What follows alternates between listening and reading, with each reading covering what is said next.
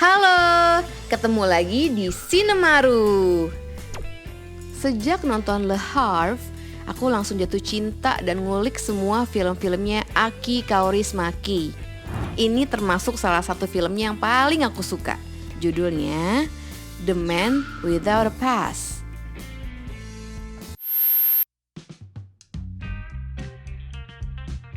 Film-filmnya Aki Kaurismäki itu gimana ya? Dia kayak versi artistiknya Jim Jarmusch atau Wes Anderson tapi lebih menapak ke bumi. Kayak Robert Bresson atau Jean-Pierre Melville tapi lebih hangat. Sebenarnya mirip sih sama Takeshi Kitano. Tapi penjahat di film-filmnya Aki tuh bukan kayak Yakuza atau yang bentuknya orang, melainkan lebih ke hidup itu sendiri atau sistem.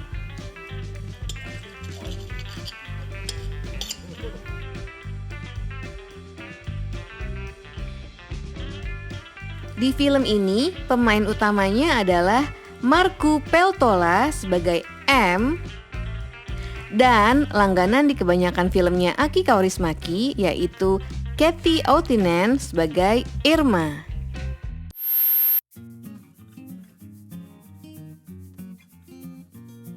Suatu malam, M tiba di Helsinki. Baru juga nyampe, dia langsung apes dipukulin preman-preman sampai dia cedera parah. Bahkan sempat mati suri. Meskipun dia akhirnya tersadarkan diri, cedera di kepalanya bikin dia jadi hilang ingatan. M akhirnya memulai hidup barunya di pinggiran kota. Di sini banyak yang nolongin, tapi ada juga yang memanfaatkan.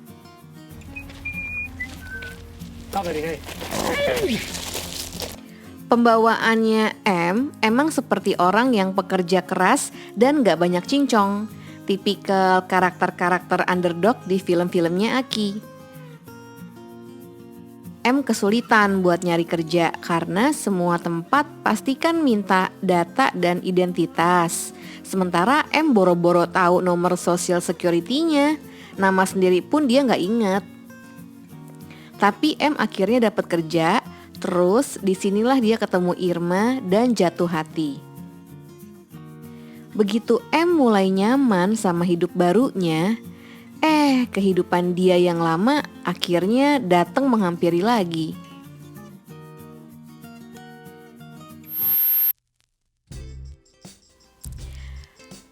Aku suka banget digambarin di sini kaum kelas pekerja yang tanpa pamrih selalu saling tolong menolong dan bisa lanjut terus menyambung hidup di dunia yang keras.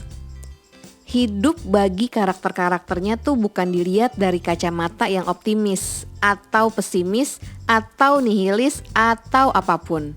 Bagi mereka hidup ya buat dilalui aja. Gak perlu buang waktu untuk mengasihani diri atau komplain. Mindsetnya lebih ke it is what it is, move on. Kayak waktu M ngerapihin rumahnya yang sebenarnya cuma kontainer. Karena rumah ya rumah, apapun bentuknya. Bisa jadi bermartabat juga begitu udah dibersihin, ditambah furniture, ngundang orang untuk dijamu makan, dan lain-lain. Meskipun makanannya juga seadanya, tapi yang penting kan kebersamaan dan saling berbaginya itu. Itu yang membuat kita jadi manusia. Di film ini juga digambarin sistem yang dibikin buat ngatur hidup kita, kadang malah suka jadi mempersulit hidup. Meskipun kadang ada gunanya juga sih. Kayak waktu M gak bisa bikin rekening bank untuk ngurus gajinya karena sesimpel dia gak punya nama. Acting di film Aki Kaurismäki itu dikit banget ekspresinya, bahkan hampir gak ada. Tapi anehnya itu justru malah bikin kita jadi langsung masuk ke esensi para karakternya itu dan ngebuat kita makin bisa relate. Dan aku emang suka aja humor-humornya yang deadpan gitu.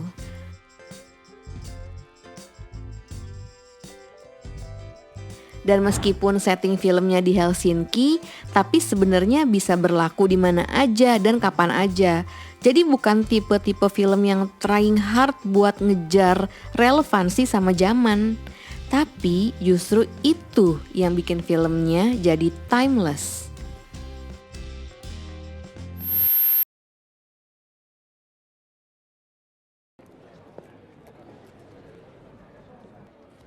Koistinen. Taas naisista tulossa. Kalau mau nonton film Aki Kaurismäki yang lain, pilih aja random. Mau La Vie de Bohème, Lights in the Dusk, atau I Hired a Contract Killer, atau yang lainnya. Semuanya bagus dan punya banyak momen yang memorable.